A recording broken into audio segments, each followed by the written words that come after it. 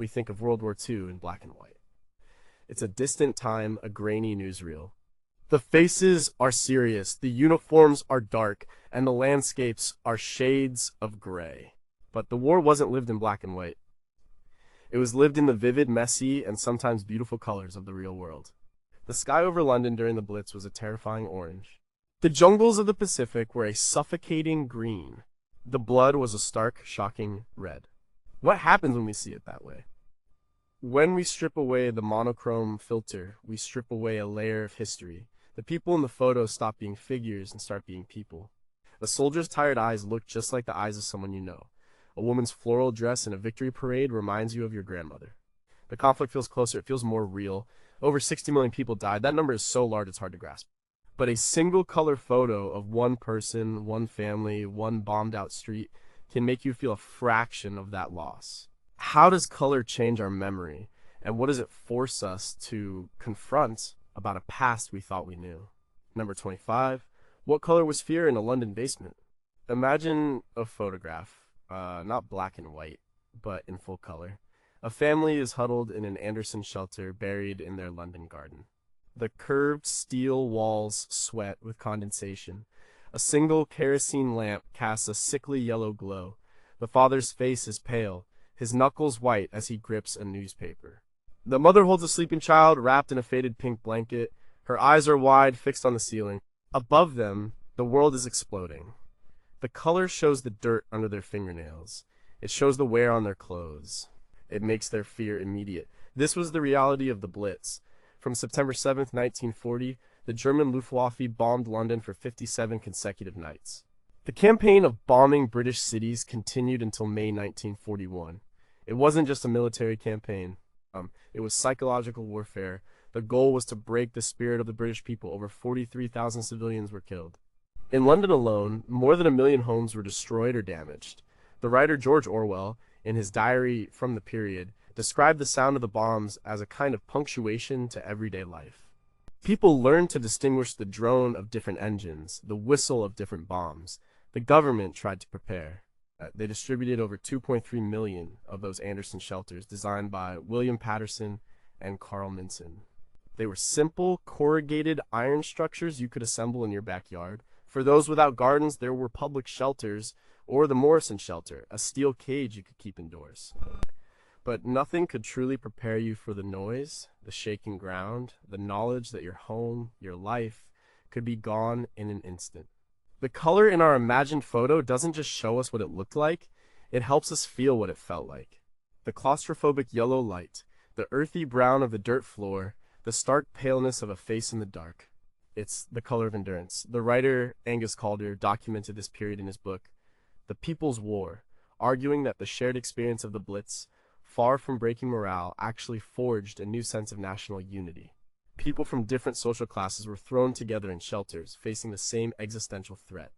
But color also forces us to ask harder questions. We see the bravery, but we also see the raw, unfiltered terror. We see the famous Blitz spirit, but we also see the exhaustion etched onto every face. It wasn't a heroic movie. It was a long, terrifying ordeal. Seeing it in color reminds us that the people who endured it were not historical abstractions. They were ordinary people, in their ordinary clothes, in their ordinary homes, caught in an extraordinary nightmare. How did the constant nightly threat of annihilation reshape the minds of an entire generation of children who grew up in those shelters? We have statistics on destruction, but what was the true unquantifiable cost to mental health that lingered for decades? If we could recover lost sound recordings from those shelters, what would the whispers between the explosions tell us that official histories never could? Number 24, what did a factory worker's hands look like? Your picture, a young woman in coveralls, her hair is tied up in a bandana, she stands next to a massive piece of machinery, her hands guiding a sheet of metal. In black and white, she is an icon. She is Rosie the Riveter, a symbol of female empowerment and industrial might. But in color, she is a person. You can see the grease stains on her blue coveralls. You can see the flush in her cheeks from the factory's heat. You can see the small cuts and calluses on her hands. The metal she works with isn't just gray, it has a cold silver sheen. The sparks from the welder are a brilliant, dangerous orange. The entry of the United States into the war after the attack on Pearl Harbor on December 7th, 1941, created a massive labor shortage. Millions of men went off to fight. But the country needed to become, as President Franklin D. Roosevelt called it, the arsenal of democracy. It needed to produce planes, tanks, ships, and bullets on an unprecedented scale. The solution was women. Before the war, most women who worked were single and employed in domestic service or clerical jobs. The war changed everything. Between 1940 and 1945, the female workforce grew by over 50%. Nearly 1 out of every 3 U.S. workers was a woman. They did jobs previously considered men's work. They were riveters, welders, electricians, and mechanics. The government launched a massive propaganda campaign to encourage this shift, with posters and songs celebrating the women who were helping to win the war from the home front. The most famous image is probably J. Howard Miller's "We Can Do It" poster, though it was only displayed for a few weeks in Westinghouse electric factories in 1943 and became famous much later. The more widely seen image during the war was Norman Rockwell's Rosie the Riveter on the cover of the Saturday Evening Post in 1943. Seeing this world in color changes our understanding of it. A color photograph reveals the sheer scale and intensity of these factories. The bright yellow of a B-17 bomber's nose cone, the deep green of military vehicles rolling off the assembly line, the red warning signs plastered everywhere. It was a vibrant, noisy, and dangerous world. Women worked long, grueling hours. They faced discrimination and were paid less than men for the same work. The historian Doris Kearns Goodwin, in her book No Ordinary Time, describes how this period was a social revolution, fundamentally altering the role of women in American society. When the war ended, many women were pushed out of their jobs to make way for returning soldiers, but the door had been opened. The experience of economic independence and newfound competence could not be unlearned. A color photo reminds us of the physical reality of that work. The sweat, the noise, the risk. It shows us not just a symbol, but a tired, determined woman with grease on her face doing her part. It's a powerful reminder that the war was won not just on the battlefields, but in the noisy, colorful, and often dangerous factories back home. What secrets did these women share on the factory floor? Conversations about newfound freedom and unfair pay that were never officially recorded. How many workplace accidents hidden behind patriotic posters were suffered by inexperienced workers handling heavy machinery? When the war ended and men returned, what was the true emotional toll on the millions of women who were told their vital work was no longer needed? Number 23 was the snow on the Eastern Front really white? And we imagined the Eastern Front in winter as a world of white and black. White snow, black uniforms, gray skies. It's a stark, desolate image of suffering, but a color photograph would tell a different story. The snow would not be pure white. It would be stained gray by smoke, brown by mud, and red by blood. The sky would be a bruised purple at dusk. The flames from a burning T-34 tank would be a brilliant, terrible orange against the landscape. The frostbite on a soldier's fingers would be a deathly blue. The German invasion of the Soviet Union, Operation Barbarossa, began on June 22, 1941. It was the largest land invasion in history, involving over 3 million Axis soldiers. The German High Command expected a swift victory, a blitzkrieg that would crush the Red Army in a matter of months. They were wrong. The vastness of the country, the scorched earth tactics of the retreating Soviets, and the brutal Russian winter combined to create a nightmare. The Battle of Stalingrad, which began in the summer of 1942 and ended in February 1943, was a turning point. It was urban warfare at its most savage. Soldiers fought room by room, street by street in the rubble of the city. The German Sixth Army, under General Friedrich Paulus, was encircled and cut off. As winter set in, temperatures plummeted to minus 30 degrees Celsius. The soldiers were not equipped for it. Their summer uniforms were useless, their machines seized up. They starved. The historian Antony Beevor's book, Stalingrad, uses letters and diaries from soldiers on both sides to paint a harrowing picture of the conditions. Men were freezing to death in their foxholes. They were tormented by lice and disease. The suffering was almost unimaginable. A color photo would capture the grim details. The threadbare green of a German greatcoat, patched and torn. The dirty yellow of frozen straw used for insulation. The crimson stain of a wound that would never be properly treated. Color makes the abstract horror tangible. It's not just cold, it's the specific shade of a man's lips turning blue. It's not just starvation, it's the sallow, jaundiced color of his skin. The Soviet soldiers were better equipped for the cold, but their suffering was also immense. The total casualties for the Battle of Stalingrad are estimated to be around 2 million, including civilians. It was one of the bloodiest battles in human history. Seeing this scene in color forces us to confront the physical reality of this conflict. The Eastern Front was a war of extermination, fought with a brutality that is hard to comprehend. Color removes the historical distance. It puts us there in the frozen, blood-stained snow. It reminds us that behind the staggering statistics were individual human beings, each with their own story of suffering and survival, or death. How many undocumented acts of desperate cannibalism occurred among the starving, encircled troops?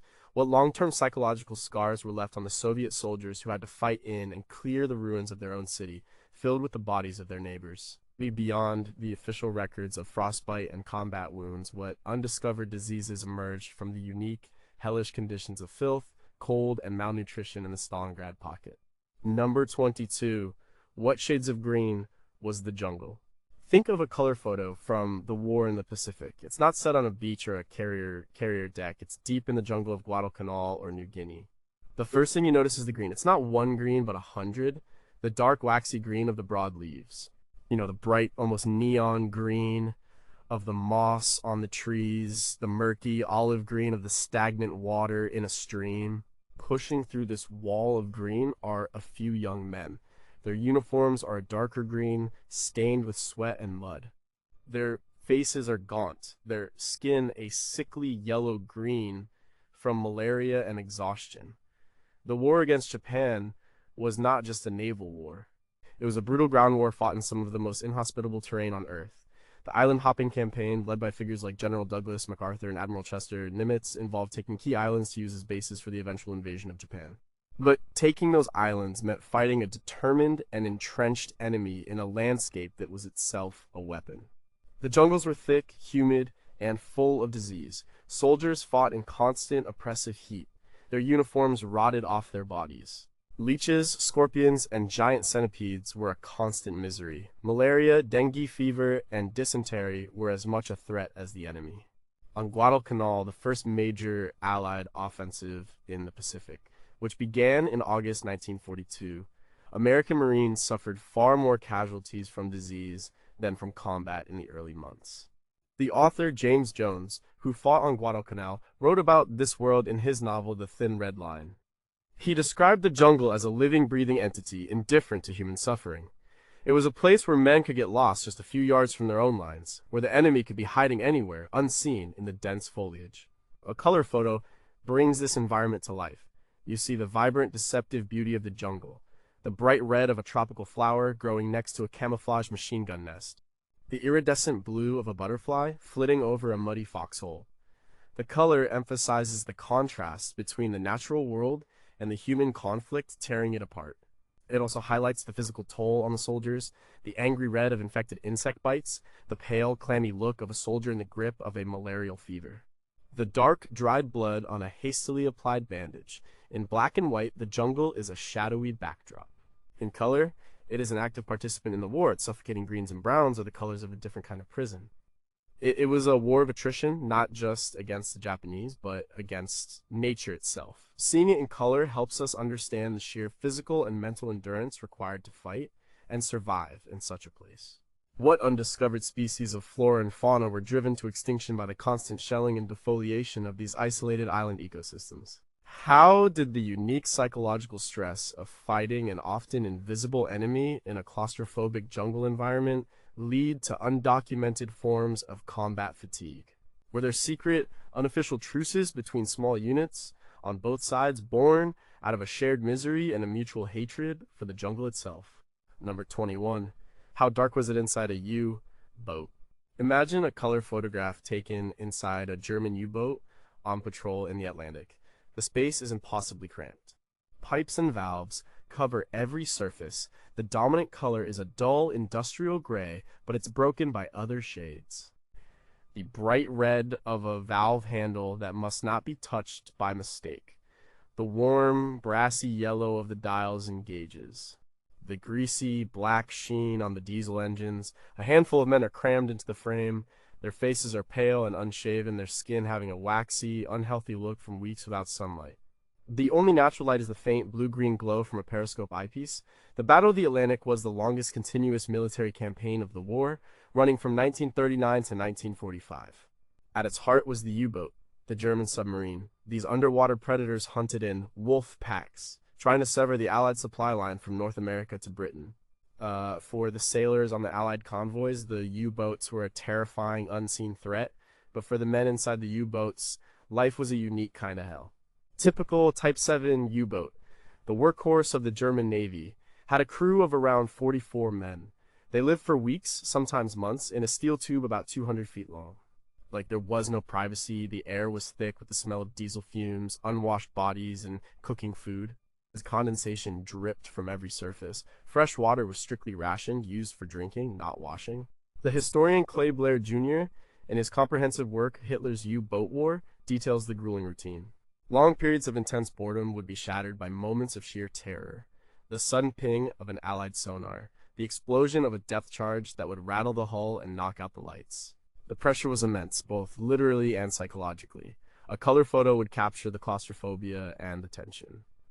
You would see the weary red-rimmed eyes of the sonar operator listening for the telltale sound of a destroyer's propellers, and you would see the sheen of nervous sweat on the captain's forehead as he peers through the periscope.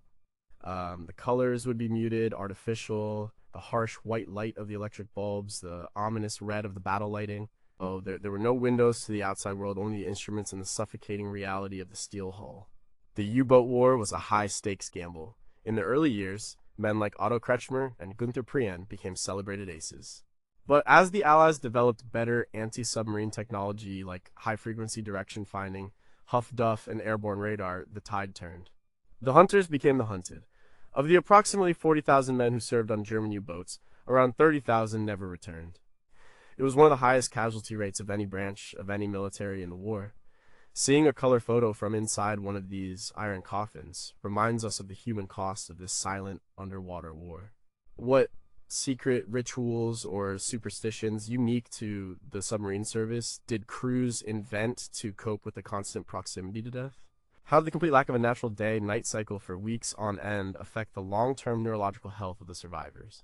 Are there U-boat wrecks at the bottom of the Atlantic containing personal diaries or letters that would completely change our understanding of life for the average crewman?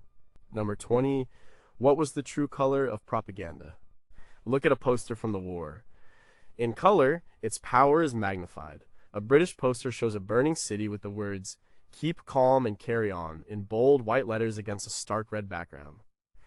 An American poster shows a sinister, shadowy hand reaching for a factory, with the yellow and black warning, "Loose lips might sink ships."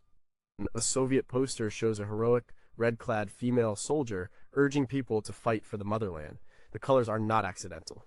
They are chosen to evoke emotion, fear, patriotism, anger, determination. Propaganda was a critical weapon for all sides. It was used to mobilize populations, to justify the war, to dehumanize the enemy, and to maintain morale. Leaders understood the power of images and simple, powerful messages. In Germany, Joseph Goebbels' Ministry of Public Enlightenment and Propaganda controlled all forms of media, creating a pervasive and powerful state message. In the Allied countries, governments also created sophisticated propaganda machines. The United States established the Office of War Information (OWI) in 1942. It produced posters, radio programs, and films to shape public opinion. The artists and writers who created this material were masters of psychology. They knew that certain colors had an immediate subconscious impact. Red was used for urgency, danger, or revolutionary fervor. Blue often represented stability, loyalty, and peace. Yellow and black were used for warnings. They used simple, archetypal images: the heroic soldier, the hard-working factory worker, the loving family, the monstrous enemy. The enemy was often portrayed in caricature as subhuman or demonic, making it easier for people to accept the necessity of killing them. The historian David Welch has written extensively on the power of propaganda, arguing that it was essential in sustaining the total war effort required by the conflict. Seeing these posters in their original vibrant color is a different experience from seeing them as historical artifacts in a black and white textbook. The color makes them feel urgent and contemporary. You can feel their emotional pull. They are not just historical documents, they are powerful pieces of psychological manipulation. They were designed to be seen on a factory wall, a bus stop, or a shop window to catch your eye and deliver a message in a split second. Color also reveals the artistry involved. These were not crude drawings. Many were created by talented commercial artists and illustrators. They understood composition, color theory, and visual storytelling. A color photograph of a street covered in these posters would show a visual landscape saturated with competing messages of duty, fear, and hope.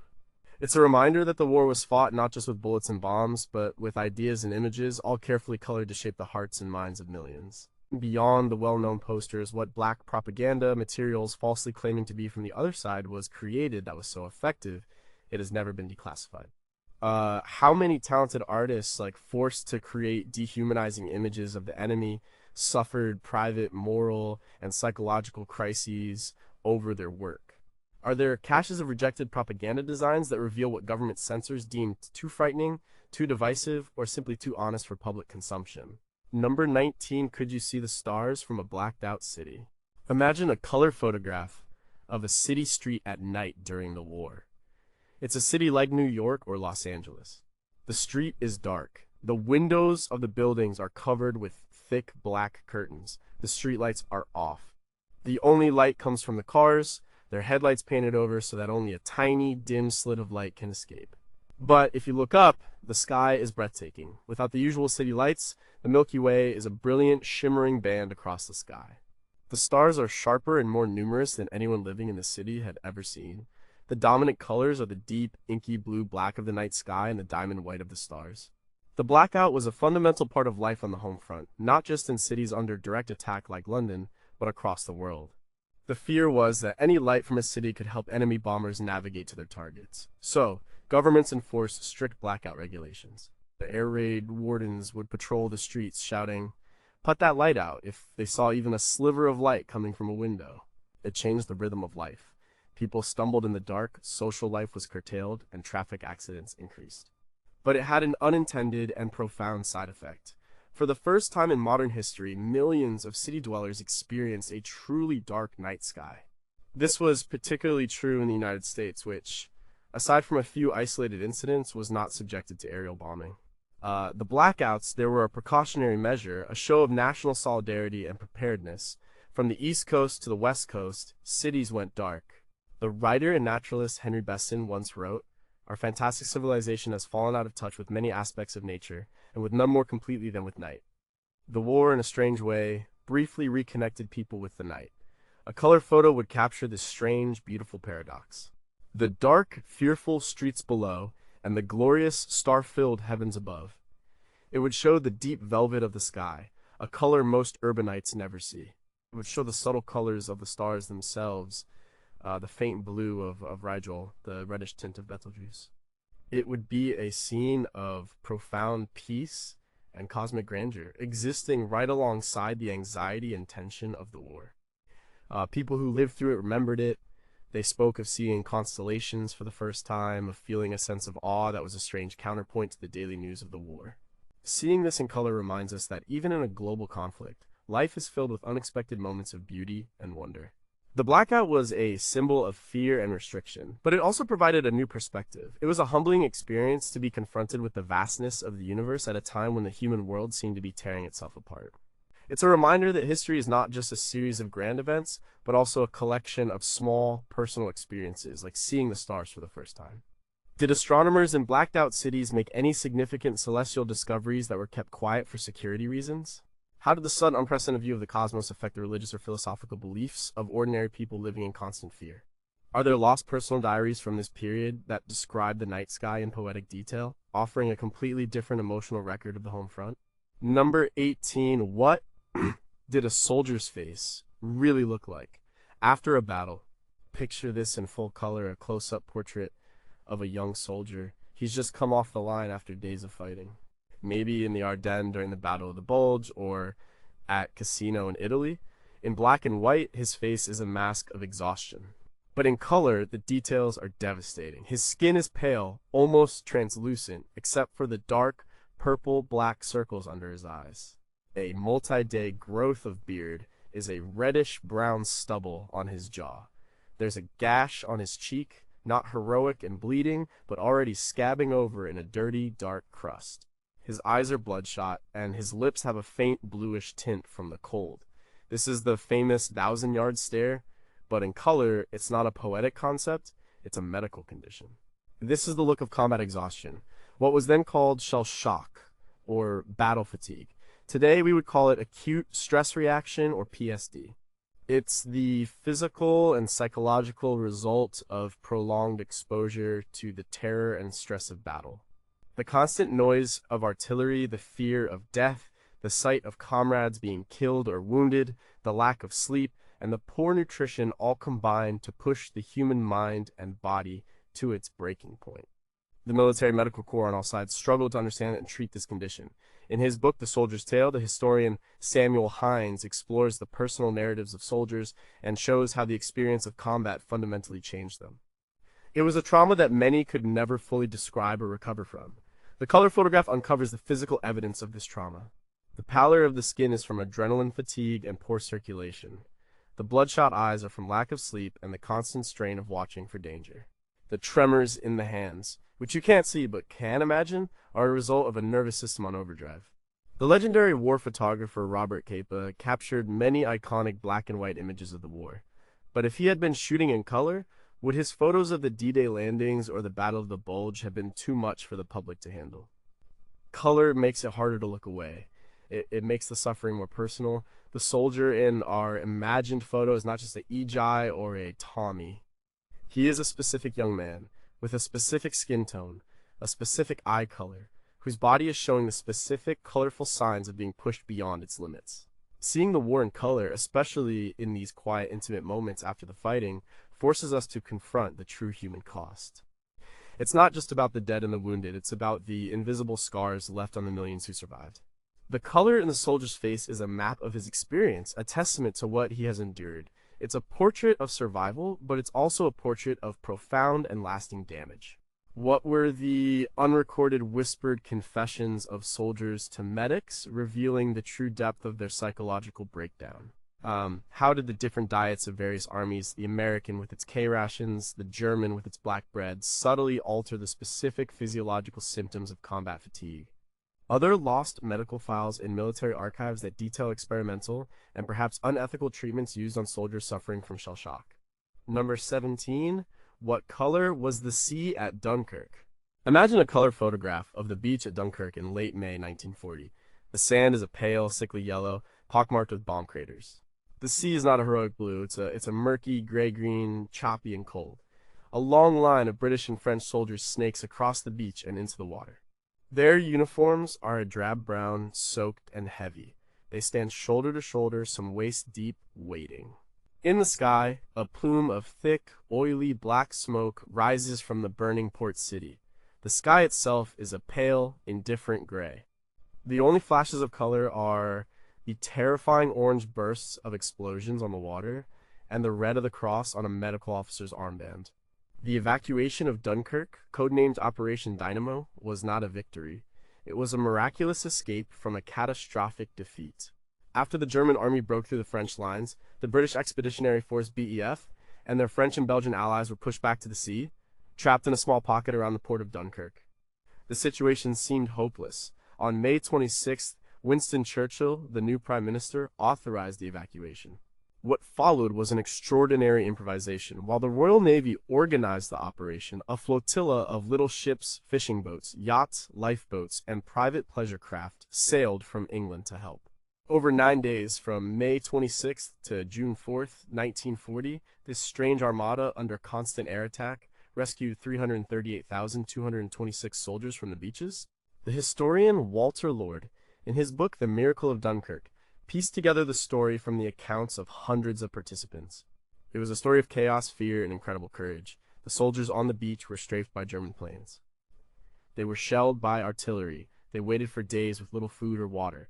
A color photograph would strip away the myth and show the gritty reality. You would see the exhaustion and fear on the men's faces. You would see the different shades of their uniforms, the variety of the little ships, the bright white of a yacht's hull next to the dark, tarred wood of a fishing trawler. The color would emphasize the vulnerability of it all. These were men in cloth uniforms on wooden boats being attacked by machines of steel. The color of the sea itself is important. It's the cold, unforgiving English Channel. It's the obstacle and the only route to salvation. The gray-green water represents both the threat of drowning and the hope of home. Seeing it in color makes the scene more immediate. It's not a distant black and white event from a history book. It's a desperate scene on a real beach, under a real sky, with the water looking just as cold and uninviting as it would today. It helps us understand the sheer relief the soldiers must have felt when they finally set foot on English soil, and the profound sense of defeat that came with it. What did the skippers of the little ships, the civilian fishermen and weekend sailors, write in their private logs about the horrors they witnessed? How many soldiers suffering from hypothermia and shock were lost overboard during the chaotic nighttime crossings and never counted in the official casualties? Are there undiscovered amateur films, shot in early color formats like Kodachrome by wealthy yacht owners, that show the Dunkirk evacuation from a completely different non-military perspective?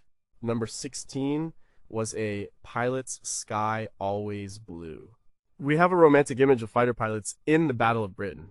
Young men in leather jackets and silk scarves climbing into their Spitfires and Hurricanes to soar into the clear blue sky and duel with the enemy. A color photograph would complicate that picture. Yes, sometimes the sky was a brilliant, endless blue, but often it was a canvas of grays and whites, the typical sky of an English summer, and during combat, it was a sky filled with other colors. The pure white contrails of the planes crisscrossing like chalk marks on a slate, the greasy black smoke of a burning aircraft, a funeral pyre in the sky, the terrifying, beautiful orange-yellow of tracer bullets zipping past the cockpit. The Battle of Britain, fought in the summer and fall of 1940, was a pivotal moment in the war. The German regime, having conquered France, needed to achieve air superiority over the English Channel before it could launch a sea invasion. The battle pitted the Royal Air Force RAF against the Luftwaffe. It was the first major military campaign fought entirely by air forces. The pilots on both sides were young, many in their early 20s. Churchill famously summed up their contribution: "Never in the field of human conflict was so much owed by so many to so few." The few were the approximately 3,000 RAF pilots who flew in the battle. A color photo would take us inside the cockpit of a Spitfire. You would see the pilot's face tense and focused, the skin pale under the leather helmet. You would see the array of black-faced dials with their luminous green or white needles, the red of the firing button on the joystick. Through the Perspex canopy, you would see the world in color. The patchwork green and brown of the English countryside below, the metallic glint of the sun on the wing of a Messerschmitt Bf 109.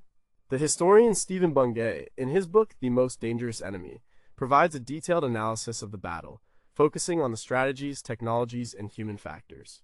He describes the immense physical and mental strain on the pilots. They flew multiple sorties a day, constantly exhausted, living on adrenaline. Color makes the experience more visceral. The blue of the sky is not just a backdrop, it's the arena. The flash of another plane is not just a shape, it's a specific silver or camouflage machine, instantly identified as friend or foe. The black smoke is not just a sign of a hit, it's the sign that a man you had breakfast with that morning is now gone.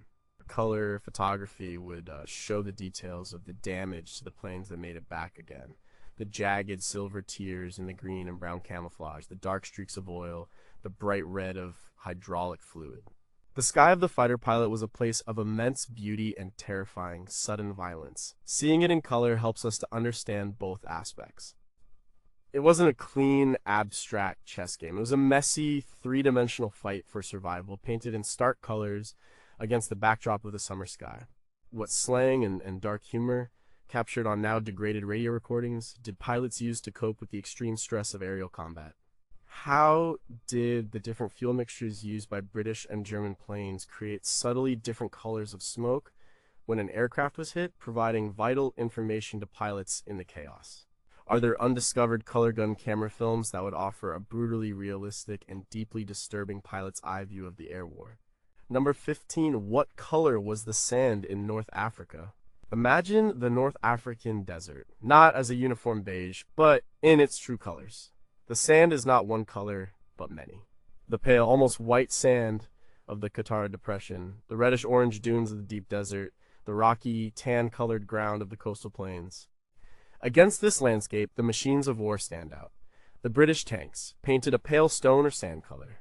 The German tanks of the Afrika Korps, painted a darker mustard yellow, and above it all, a sky of the most intense cloudless blue. The Desert War, fought across the vast expanses of Egypt and Libya from 1940 to 1943, was a different kind of war. It was a war of movement of tanks and trucks, more like a naval battle fought on land. The front line could shift by miles in a single day. The protagonists were iconic figures like the British General Bernard Montgomery and his German adversary Erwin Rommel, the Desert Fox. The battles had names that became legendary: Tobruk, El Alamein. Life for the ordinary soldier was dominated by the environment. The heat was extreme. The flies were a constant torment. Water was more precious than gold. And the sand got into everything: food, weapons, engines, eyes. In his book, The Desert Rats, the historian Major General Michael Carver describes the unique challenges of this theater. The vast, open spaces meant there was little cover. The war was one of supply armies were constantly trying to outrun their own supply lines. A color photograph would capture the harsh beauty and the brutal reality of this war. You would see the fine, pale dust coating everything, muting the colors of uniforms and equipment. You would see the soldiers' sun-scorched faces, their skin burned a deep brown, their lips cracked and peeling. The sky's intense blue would contrast sharply with the pale, washed-out colors of the desert floor, and then there would be the sudden, violent colors of combat, the bright yellow-orange flash of a tank gun firing, the dark red-black plume of an exploding vehicle. And color helps us understand the importance of camouflage. The specific shades of paint on the tanks and trucks were not arbitrary. They were carefully chosen to blend in with the specific colors of the desert. His color also highlights the human element. You see the bright red of the British 8th Army's Jerboa insignia, a small splash of identity in the anonymous landscape. You see the vibrant colors of a captured Italian flag, a trophy of war. In black and white, the desert can seem like a monotonous, empty stage. In color, it comes alive. It is a world of subtle shades, of intense light, and of extreme hardship. It was a war fought by sun-blinded men in dust, colored machines, under a brilliant, unforgiving sky. What secret methods did the long-range desert group, operating deep behind enemy lines, use to navigate using the subtle color shifts in the desert sand and rock formations? How did the constant exposure to intense sunlight and fine sand particles lead to unique and unstudied long-term eye and respiratory illnesses among veterans? Are there buried caches of personal items in the desert, plucked color photographs, letters, diaries preserved by the dry air that could tell the story of the ordinary soldier's experience? Number 14, what did a liberated city look like? Picture a street in Paris in August 1944. A color photograph would be an explosion of joy. The gray stone of the buildings is the backdrop for a riot of color. The French tricolor, blue, white, and red, hangs from every window. Women in brightly colored summer dresses are throwing flowers, red poppies, yellow sunflowers. They are climbing onto the American tanks, which are a dusty olive drab, and kissing the soldiers, whose faces are a mixture of joy and bewilderment. A bottle of red wine is being passed around. The sky is a perfect summer blue. It is the color of liberation. The liberation of Paris on August 25, 1944, was a hugely symbolic moment. The city had been under German occupation for 4 years. For the Allies, who had landed in Normandy 2 months earlier, retaking the French capital was a major strategic and morale-boosting objective. The liberation itself was a complex affair, involving the French forces of the interior, the Resistance, the Free French 2nd Armored Division under General Philippe Leclerc, and American forces. As Allied troops approached, the Parisian resistance rose up against the German garrison. The historian Antony Beevor and Artemis Cooper, in their book Paris After the Liberation, 1944 to 1949, described the atmosphere in the city as a mixture of euphoria and score settling. While most of the city celebrated, there was also a darker side. Collaborators were hunted down. Women accused of collaboration horizontale, having relationships with German soldiers, were publicly humiliated, their heads shaved. A color photograph captures the pure, overwhelming joy of the main event. Black and white can show the crowds, but color shows the vibrancy. The red of the lipstick on the cheeks of the soldiers. The bright patterns of the women's dresses, saved for just this occasion. The green of the trees along the Champs-Élysées, a symbol of life returning. The color transforms the scene from a historical event into a living, breathing party. It's the visual representation of a city breathing freely for the first time in years. But color can also hint at the darkness. In another photo, you might see the ugly scene of a woman with a shaven head, her face a mask of shame. The colors would be more somber, the dark clothes of the angry crowd, the pale, vulnerable skin of her scalp. Color forces us to see both the light and the shadow of liberation. It was not a simple happy ending. It was a complex, messy, and intensely human moment. The overwhelming feeling, however, was one of relief and hope. The vibrant colors in the photos of the celebration are the colors of a future that for a long time seemed impossible. What coded messages were passed through the specific colors of flowers and clothing worn by civilians during the liberation festivities? How many acts of personal revenge, disguised as political justice, took place in the chaotic hours of the city's liberation and were never officially investigated? Are there undiscovered caches of color, photographs taken by German soldiers in the final days of the occupation showing Paris from a completely different and now vanished perspective? Number 13. How did a partisan blend into the forest? Imagine a photograph taken deep in a forest in Yugoslavia or Belarus. It's a small group of partisans, men and women, gathered around a fire. In color, you see how they use the landscape to survive. Their clothes are a patchwork of browns, greens, and grays, a mixture of civilian clothes and captured enemy uniforms, all faded and worn. The forest around them is a sea of greens and browns. The dark green of the pine needles, the brown of the tree trunks, the lighter green of the ferns on the forest floor. The fire provides a splash of warm orange and yellow, a small circle of light and warmth in the vast, dark woods. One of the women is cleaning a rifle, her hands chapped and red from the cold. A young man stares into the fire, his face illuminated by the flames, his expression grim. His resistance movements were a vital part of the war in occupied Europe. They were known by different names. The Maki in France, the Armia Krajowa in Poland, the partisans in the Soviet Union and Yugoslavia. They were made up of ordinary citizens, escaped prisoners of war, and soldiers from defeated armies. They fought a different kind of war of sabotage, ambushes, and intelligence gathering. They blew up railway lines, assassinated officials, and tied down huge numbers of enemy troops who could have been used on the main fronts. Life for a partisan was incredibly hard and dangerous. They lived in hiding in forests, mountains, or secret rooms in cities. They were constantly hunted. If caught, they faced torture and execution. They lived with constant hunger, cold, and fear. The historian M.R.D. Foote, in his book So, the Special Operations Executive 1940-46, details how the Allies tried to support these groups, dropping in agents, weapons, and supplies. But, for the most part, the resistance fighters were on their own. A color photograph would emphasize their connection to the natural world. They were not an army in uniform, standing out against the landscape. They were part of the landscape. Their survival depended on their ability to use the colors of the forest as camouflage.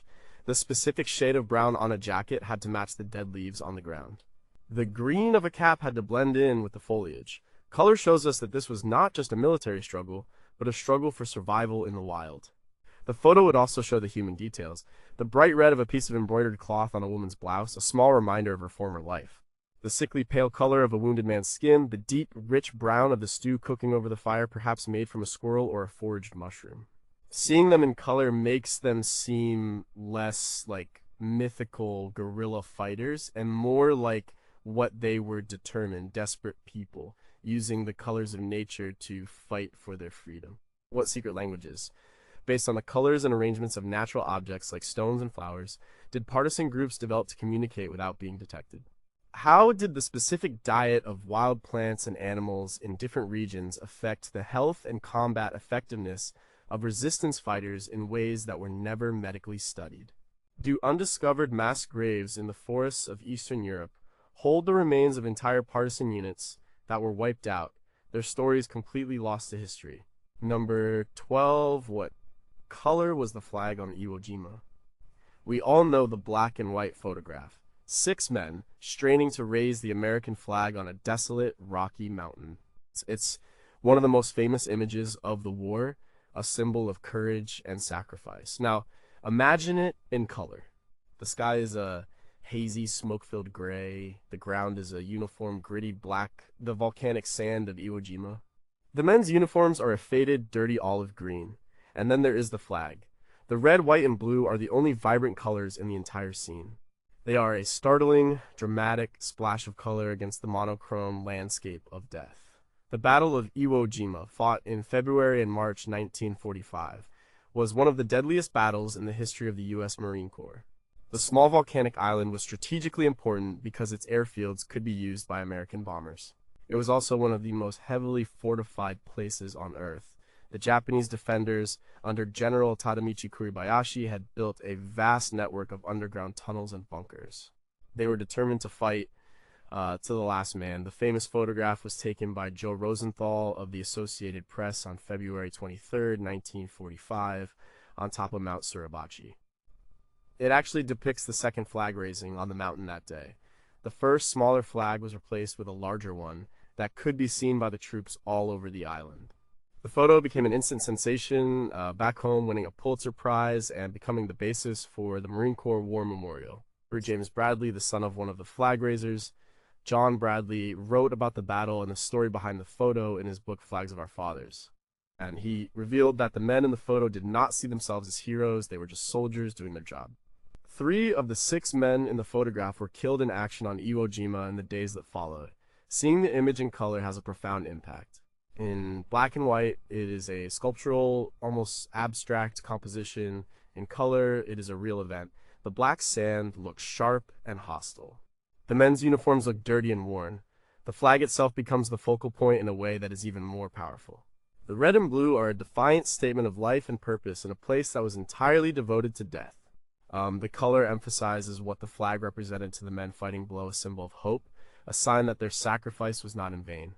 The colors of the scene are the colors of the battle itself, the black of the sand, the gray of the smoke, the drab green of the uniforms, and the stark, shocking red of blood. And in the middle of it all, the bright, clear colors of the flag. It's a reminder that even in the most hellish of landscapes, symbols matter. They can provide a reason to keep going, a splash of color in a world of gray. Were there other, even more dramatic photographs of the first flag raising that were lost or destroyed in the chaos of the battle?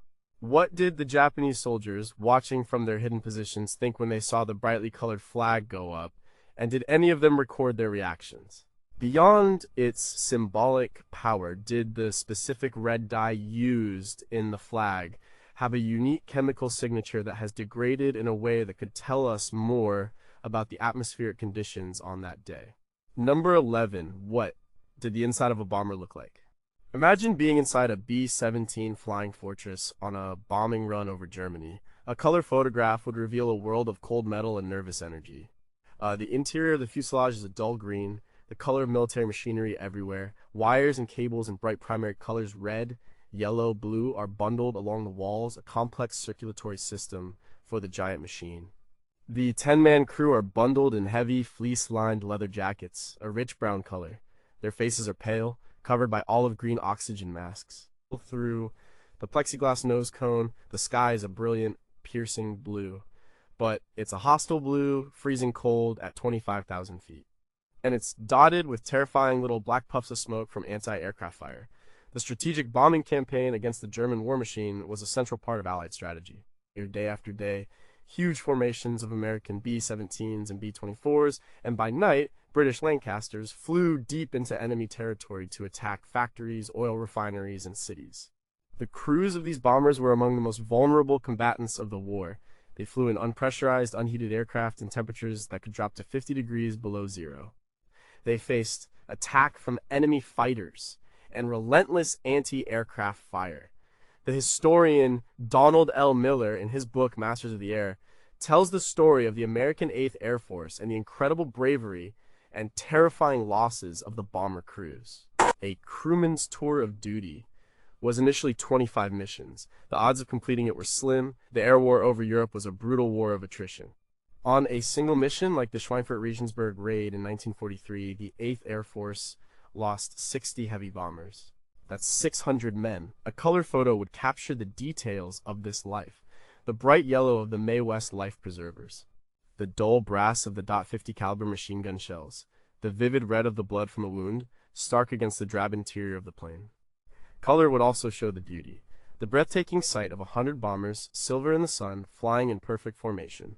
The vapor trails streaming from the wingtips, the sun rising over a sea of clouds. But mostly, color would show the fear. It would show the red-rimmed eyes of the pilot staring intently at the controls. It would show the glint of sweat on the bombardier's forehead as he lines up the target in his Norden bomb sight. It would show the empty space where a man was sitting just moments before.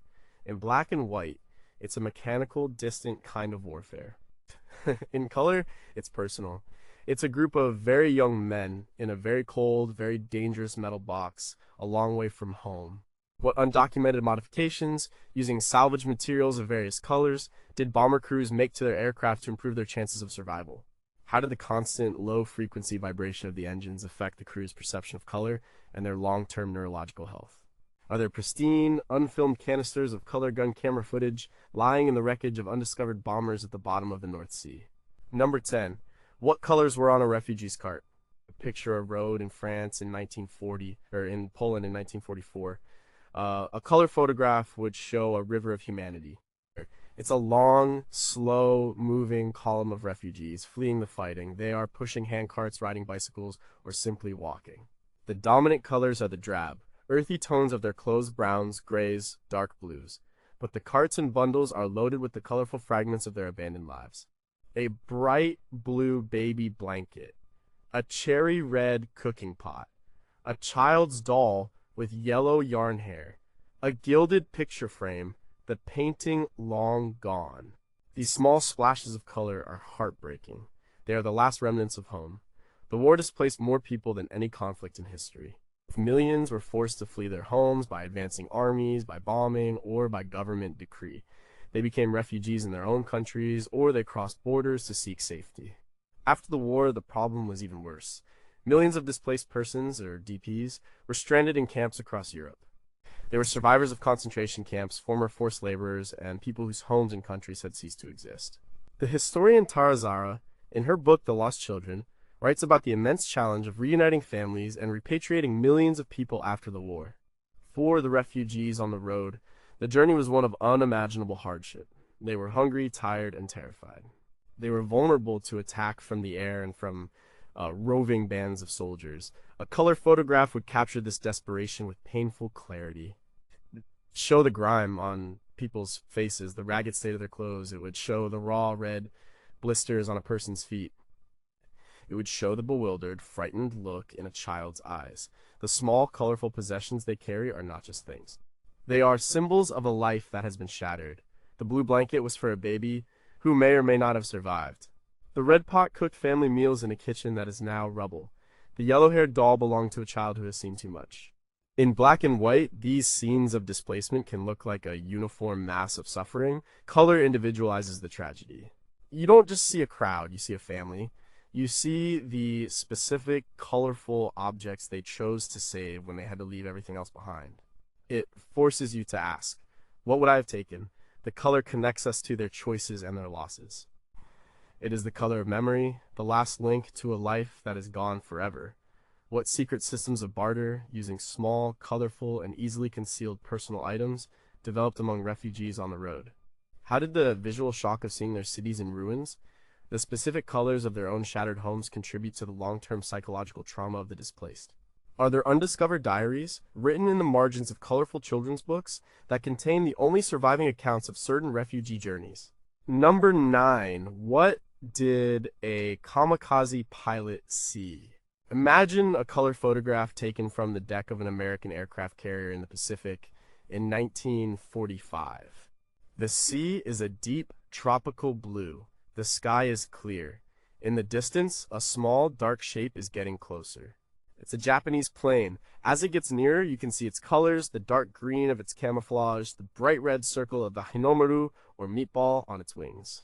You know, it's not turning or breaking away. It's diving straight for the ship. This is a kamikaze attack. You know, the final colors of the scene would be the brilliant, blinding orange and yellow of the explosion as the plane hits the ship, and the thick, black smoke that follows. The kamikaze Divine Wind were special attack units of Japanese pilots whose mission was to crash their planes loaded with explosives into Allied warships. They were first used on a large scale during the Battle of Leyte Gulf in October 1944. For the Allied sailors, it was a terrifying new form of warfare.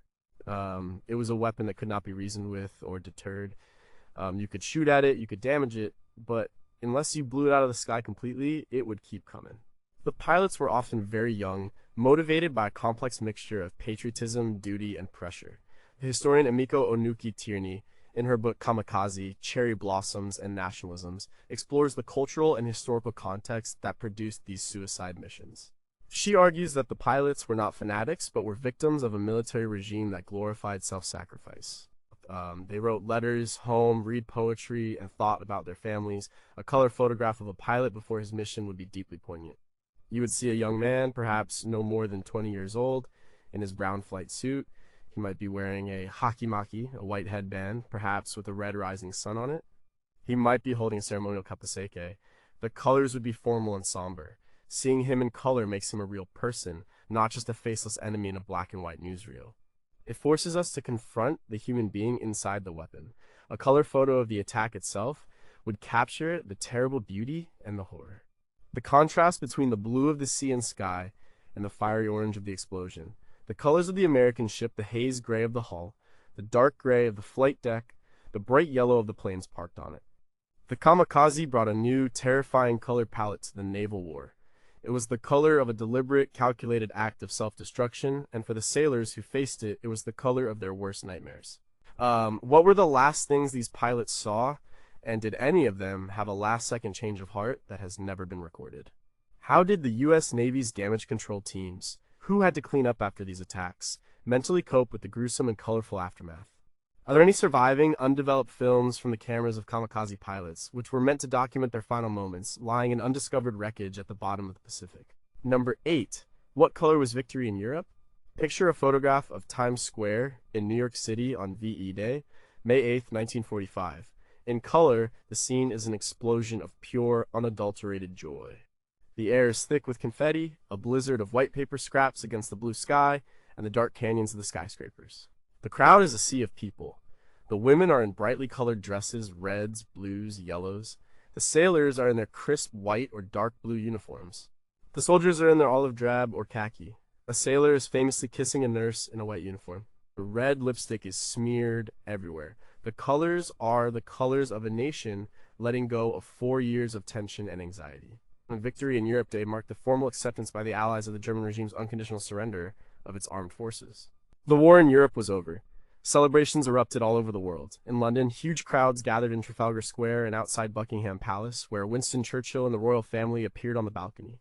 In Moscow, the celebration was more martial, but the relief was just as palpable. But it is the American celebrations that are often remembered for their sheer ebullience. The war had transformed America into a global superpower, but it had come at a cost. The country had been geared for total war for years. Rationing, bond drives, and the constant fear for loved ones overseas had been a part of daily life. VE Day was a release.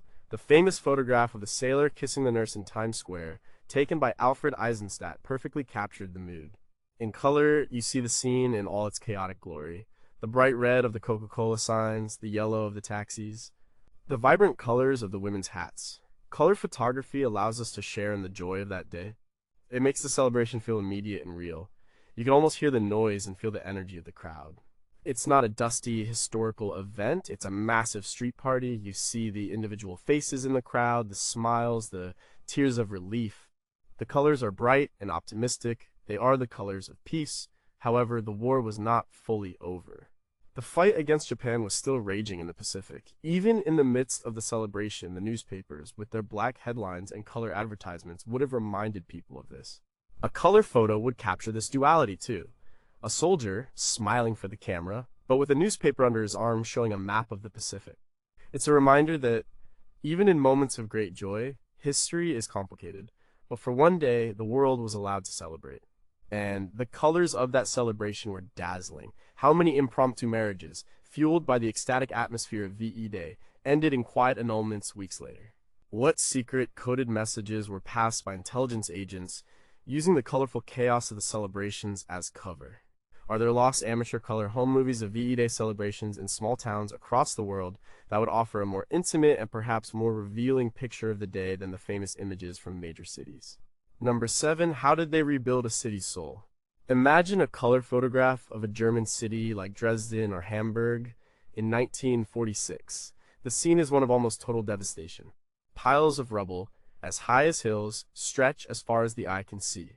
The dominant colors are gray and brown, the colors of pulverized concrete, shattered brick, and dust. But in the middle of this monochrome wasteland, there are small, defiant signs of life and of color. A woman in a bright blue headscarf is carefully tending a small patch of green vegetables she has planted in a bomb crater. A child is playing with a toy car painted a cheerful red. A single bright yellow wildflower is growing out of a pile of bricks. The end of the war did not mean an end to the suffering.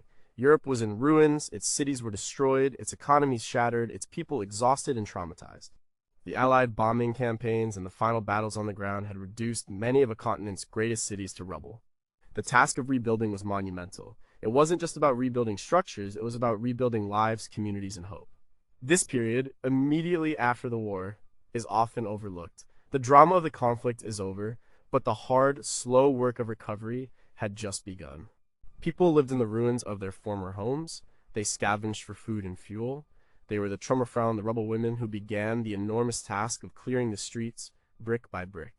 The historian Keith Lowe, in his book Savage Continent, paints a stark picture of the chaos, violence, and vengeance that swept across Europe in the immediate aftermath of the war. A color photograph of this world is incredibly powerful. The overwhelming grayness of the destruction emphasizes the power of the small spots of color. The blue headscarf, the green plants, the red toy, the yellow flower, they are not just colors, they are acts of defiance. They are symbols of the human refusal to give up. They represent the first tentative steps towards a future in a landscape that seems to have none. Color shows the texture of this life, the rusty orange-brown color of a twisted steel girder, the dark, sooty black of a fire-damaged building, the pale, unhealthy skin of a malnourished child. It is a grim palette, but it is the true color of the aftermath. In black and white, the ruins can look almost romantic, like ancient Roman ruins. In color, they are raw, ugly, and recent. They are a fresh wound, and the small spots of bright color are the first signs of healing. What new forms of art, using salvaged materials of different colors from the rubble, emerged in these broken cities before the official rebuilding began? How did the constant presence of gray dust from pulverized concrete affect the health and even the color perception of the people living in the ruins? Are there undiscovered time capsules buried by families in the rubble of their homes, containing colorful objects and letters that were meant to preserve the memory of their lost world? Number 6. What did a general's map actually look like? We imagine the generals in their command bunkers, pushing little black and white models around a map. But a real command map from the war, seen in color, would be a very different thing. Imagine a huge map of Europe spread across a table. It's covered in plexiglass. The map itself has the soft greens, browns, and blues of topography, but on top of the plexiglass, drawn in grease pencil, is the war. The front lines are drawn in thick, angry red. The planned Allied advances are bold blue arrows. Enemy positions are marked in black. This areas to be bombed are circled in yellow. It is a ride of color, a living, breathing document that changes hour by hour. The war was a massive logistical and strategic undertaking. Generals and their staffs had to keep track of millions of men, thousands of tanks, planes, and ships across multiple fronts. Map-room was the brain of the operation. Here, men like Dwight D. Eisenhower at Schaef's Supreme Headquarters, Allied Expeditionary Force, or the German generals at the Wolf's Lair made the decisions that would affect the lives of millions. The colors on the map were a code, a language of strategy. Each color meant something specific: red for the enemy, blue for friendly forces. Different colors might indicate different types of units: infantry, armor, artillery. The lines and arrows were not static. As reports came in from the front, the lines would be wiped away and redrawn. The historian John Keegan, in his book The Second World War, emphasizes the importance of intelligence and information in the conflict. The map room was where all that information was synthesized and turned into action. A color photograph of one of these rooms would be fascinating. You would see the intense concentration on the faces of the officers. You would see the different colored telephones for secure lines.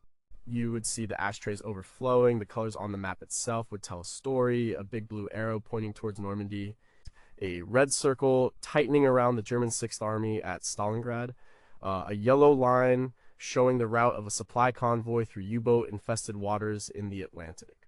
Seeing this in color demystifies the process. It's not an abstract game of chess. It's a messy, high-stakes process done with simple tools like grease pencils and paper. The colors are stark and clear. They represent the fundamental reality of the war, us versus them. Here is where we are, here is where they are, here is where we will attack. It is the war stripped down to its brutal, colorful geometry. It's a reminder that behind every colored line on that map were thousands of human lives. What secret? Unofficial markings and symbols, in colors known only to a few trusted officers, were used on these maps to denote highly sensitive information like assassination targets or the locations of spies. How did the quality and availability of different colored inks and pencils affect the clarity and accuracy of strategic planning in different armies? Are there any surviving operational maps, hidden away as souvenirs by generals, that contain penciled-in plans for invasions and attacks that were considered but never carried out? Number 5. What was the true color of the Enola Gay? Imagine a color photograph of a B-29 bomber sitting on an airfield on the island of Tinian in the Pacific. It's early morning on August 6, 1945. The plane is not painted in camouflage. It is a gleaming, futuristic silver. The metal of its aluminum alloy skin shines in the early morning light. On its nose, painted in neat black letters, is the name Enola Gay. It is a beautiful, powerful machine. But it is carrying a new kind of weapon, one that will introduce a new, terrible color to the world, the blinding, white-hot flash of a nuclear explosion. The Manhattan Project was the top-secret American program to develop the atomic bomb. It was a massive scientific and industrial undertaking led by physicist J. Robert Oppenheimer. The successful test of the first bomb, codenamed Trinity, in the New Mexico desert on July 16, 1945, changed the world forever. Oppenheimer famously recalled a line from the Hindu scripture, the Bhagavad Gita, "Now I am become death, the destroyer of worlds." The decision to use the bomb on Japan was made by President Harry S. Truman. The goal was to force a quick surrender and avoid a costly invasion of the Japanese mainland. The Enola Gay, piloted by Colonel Paul Tibbets, took off from Tinian and dropped the first bomb, Little Boy, on the city of Hiroshima. 3 days later, a second bomb, Fat Man, was dropped on Nagasaki. The historian Richard B. Frank, in his book Downfall, provides a detailed analysis of the final months of the war and argues that the bombs, while horrific, ultimately saved lives by preventing a full-scale invasion. This remains a subject of intense debate. A color photograph of the Enola Gay is unsettling. The silver of the plane is the color of modern technology, of progress, of the future. It is clean, sleek, and beautiful. It is completely at odds with the devastating power it carried. In black and white, the plane is just another aircraft. In color, its metallic sheen makes it look both more real and more alien. It is a machine from a new age. And then there is the color of the explosion itself. Survivors of Hiroshima and Nagasaki describe the picadon, the flash boom. First, a silent, blinding flash of light, brighter than the sun, that bleached all color from the world. Then, the immense shock wave and the rising mushroom cloud, a churning mass of pinks, oranges, and purples. A color photograph would show the awful, terrifying beauty of that cloud. It is the color of a power that humanity was not meant to control. Seeing the gleaming silver plane in color forces us to confront the terrible paradox of the atomic age. Our most brilliant scientific achievements can lead to our most horrific acts of destruction. What was the exact chemical composition of the silver alloy used on the B-29, and did it have unique reflective properties that were part of the weapon's design? Did the crew of the Enola Gay carry any personal, colorful, good luck charms that have never been publicly revealed? Are there classified color films of the Hiroshima and Nagasaki bombings taken from chase planes that are considered too scientifically revealing or too emotionally disturbing to ever be released to the public? Number 4, what did a surrender look like? Imagine a color photograph taken aboard the battleship USS Missouri in Tokyo Bay on September 2nd, 1945. The deck is crowded with Allied officers. Their uniforms are a mixture of khaki, olive, and navy blue. The sky is a flat, overcast gray. In the center of the scene is a small group of Japanese officials. The military men are in their drab, olive-brown uniforms. The diplomats are in formal civilian closed black top hats and morning coats. They look small and out of place on the huge warship. One of them, Foreign Minister Mamoru Shigemitsu, is signing the instrument of surrender on a simple wooden table. The colors are somber, muted, and formal. It is the color of an ending. The surrender ceremony marked the official end of World War II. The war that had begun in 1939 was finally over. The ceremony was a carefully orchestrated piece of political theater, designed by General Douglas MacArthur to be a symbol of the total Allied victory. Holding it on the deck of the Missouri was significant. The ship was named after President Truman's home state. The fleet of Allied warships anchored in the bay was a powerful symbol of the military might that had brought about this moment. The colors of the scene are important. There is no celebration, no confetti. The mood is serious, almost grim. The gray sky reflects the solemnity of the occasion. The uniforms are functional and businesslike. The only real splash of color is the array of flags flying on the ship, including the same American flag that had flown over the U.S. Capitol on the day of the Pearl Harbor attack. The contrast between the drab, defeated Japanese delegation and the confident, uniformed Allied officers is stark. A color photograph would capture the subtle human details, the weary, strained expression on Shigemitsu's face.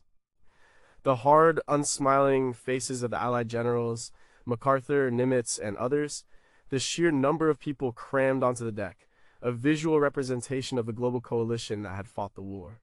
In color, the fabrics of the uniforms look more real, the wood of the table more solid, the faces more human. It's not a scene of triumph, but of closure. It's the color of bureaucracy and diplomacy, the necessary, unglamorous work that comes after the fighting stops. The war didn't end with a bang, but with the scratch of a pen on paper. Seeing it in color makes it feel less like a remote historical tableau and more like a real, awkward, and profoundly significant meeting between two groups of men on a gray morning in Tokyo Bay. It is the quiet, colorless color of peace. What informal, whispered conversations took place between the junior officers of different Allied nations on the crowded deck, and did any of them get recorded? How did the specific type of wood and varnish on the surrender table affect the way the ink from the pens was absorbed, and could this be forensically analyzed? Are there undiscovered color photographs taken from the perspective of the Japanese delegation, showing the ceremony from their point of view and capturing their private expressions? Number 3. What color were the Nuremberg trials? Imagine a courtroom in Nuremberg, Germany, in 1946. A color photograph would show a scene of stark, somber drama. The room is paneled in a dark, rich wood. The judges from the 4 main Allied powers wear black robes. The prosecutors and defense lawyers are in dark suits. In the dock sit the accused, the former leaders of the defeated German regime. They are mostly in ill-fitting gray or brown suits.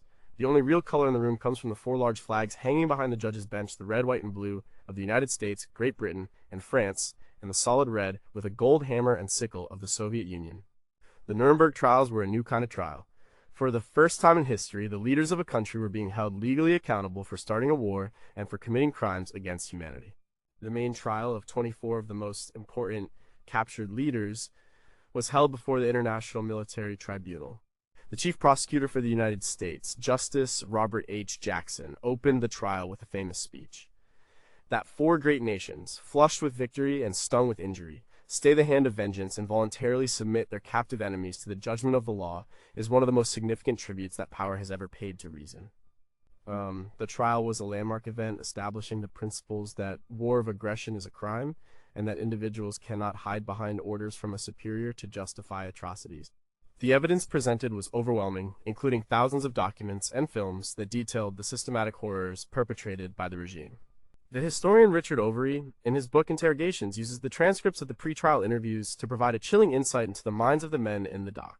A color photograph of the courtroom would be powerful. The dark, formal colors of the room would emphasize the seriousness of the proceedings. The flags would be a constant, colorful reminder of the international coalition that had brought these men to justice. And color would also show the physical state of the defendants, the pallor of their skin, the weariness in their eyes. It would make them look not like monstrous demons, but like what they were: broken, defeated men, now facing the consequences of their actions.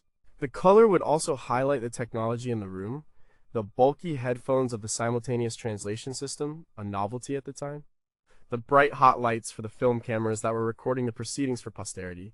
The scene is a mixture of old and new, the ancient traditions of law and justice, combined with the modern technology needed to conduct such a complex multilingual trial.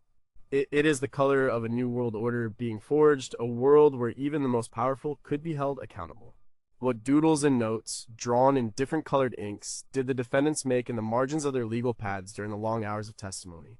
How did the specific lighting in the courtroom, designed for filming, affect the psychological state and testimony of the witnesses and the accused? Are there any undiscovered color reels of outtakes from the trial footage that show unguarded human moments between the major figures when the official cameras were not rolling? Number 2, who is the man in the color photograph? Imagine a single color photograph. It's a portrait of a man we've only ever seen in grainy, black, and white newsreels. It's the leader of the German regime. He is sitting in a chalet in the Bavarian Alps. He is not ranting at a rally.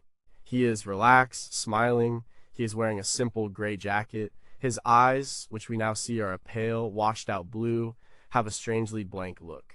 The mountains in the background are a beautiful, peaceful green. A woman next to him is laughing, her dress a cheerful yellow. It's a sunny day. The colors are warm and pleasant. The scene is utterly banal, and that is what makes it so terrifying. Seeing the architects of immense evil in color is a deeply unsettling experience. Black and white creates a distance. It makes them into monsters, into historical figures from another world. Color makes them human. It shows them in ordinary settings, in ordinary clothes, looking disconcertingly normal. The historian Lawrence Rees, in his book The Dark Charisma of Adolf Hitler, explores how the German leader was able to captivate a nation. Part of his power was his ability to project different personas: the furious orator, the visionary statesman, the simple man of the people. A color photograph from his private life strips away the public persona. It shows the man, not the myth. You see the color of his hair, the texture of his skin. The mundane details make the reality of his actions even more incomprehensible. How could this man in this pleasant, colorful setting be responsible for the deaths of millions, for the destruction of a continent, for a genocide of unprecedented scale? Color forces us to confront the banality of evil, a phrase coined by the philosopher Hannah Arendt.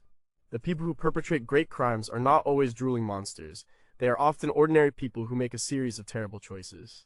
Seeing the German leader in color in a moment of relaxation is a chilling reminder of this. It closes the comfortable distance that black and white provides. It forces us to acknowledge that the capacity for great evil can exist within a seemingly ordinary human being. The cheerful yellow of his companion's dress, the peaceful green of the mountains, the pale blue of his eyes, these are the colors of a normal world. But they are the backdrop to an abnormal mind. The photograph is a paradox. It is a beautiful image of an ugly soul. It is a warning that evil does not always advertise itself in black and white. Sometimes it comes in full, disarming color. What did he talk about in these private, relaxed moments, and did anyone ever secretly record these banal conversations that might reveal the true emptiness of his mind? How did the color of his eyes, which photographers were often instructed to retouch, affect the way people perceived him in person? Are there undiscovered private color home movies shot by his inner circle that would provide an even more disturbingly normal and intimate portrait of the man? Number 1. What did the survivors see? Imagine one final photograph in color. It is taken in a newly liberated concentration camp in the spring of 1945. The American or British soldiers who took the photo were not prepared for what they saw. The world inside the wire was a world of grays and browns. The gray, skeletal figures of the prisoners, the brown, muddy ground, the gray wooden barracks, but a color photograph would reveal other, terrible details. The blue and gray striped uniforms of the inmates are not uniform. They are stained with mud, blood, and filth. The yellow Star of David on a prisoner's tunic is a faded, dirty patch. The skin of the survivors is not just pale, it has a waxy yellow-gray tone of extreme starvation. Their lips are a bloodless, bluish color. When Allied soldiers liberated the camps, they were confronted with a reality that was beyond their comprehension. General Eisenhower made it a point to visit the camps, and to have as many soldiers as possible see them. He wanted to make sure that the world would never be able to deny what had happened. He ordered that everything be documented in photographs and on film. Most of that documentation was in black and white. Seeing these scenes in color is a fundamentally different experience. It is almost unbearable. Black and white allows for a certain level of abstraction. The suffering is real, but it is contained within a historical frame. Its color shatters that frame. The emaciated bodies are no longer just shapes, they are human flesh, with the colors of sickness and death. The piles of corpses are not just mounds, they are individuals with the specific, terrible colors of their last moments. The writer and survivor Primo Levi, in his book If This Is a Man, tried to describe the indescribable reality of life and death in Auschwitz. He wrote about the demolition of a man. A color photograph is a visual testament to that demolition. Color shows the small, human details that are lost in monochrome, the color of a prisoner's eyes, the wisp of reddish hair on a shaven head. The bright angry red of an infected sore, These details make it impossible to look away, impossible to generalize. You are not looking at victims. You are looking at a person. This is why seeing the war in color is so important. It is not about making history more entertaining or sensational. It is about making it more true. The color in a photograph from a liberated camp is the most important color of all. It is the color of truth. It is the color of a reality we must never forget and never allow to be repeated. It forces us to look, to see, and to remember not in the safe, distant tones of black and white, but in the vivid, painful, and undeniable colors of what actually happened. What did the specific colors of the camp tattoos, which varied by camp and prisoner type, truly signify, and what secrets of the camp's internal hierarchy are lost with that knowledge? How did the sudden reintroduction of a colorful world of food and clothing affect the sensory perception and psychological recovery of survivors who had lived for years in a world of gray and brown? Are there any undiscovered color photographs, taken secretly by inmates themselves using stolen equipment, that would show the camps not from the perspective of the liberators, but from the inside looking out?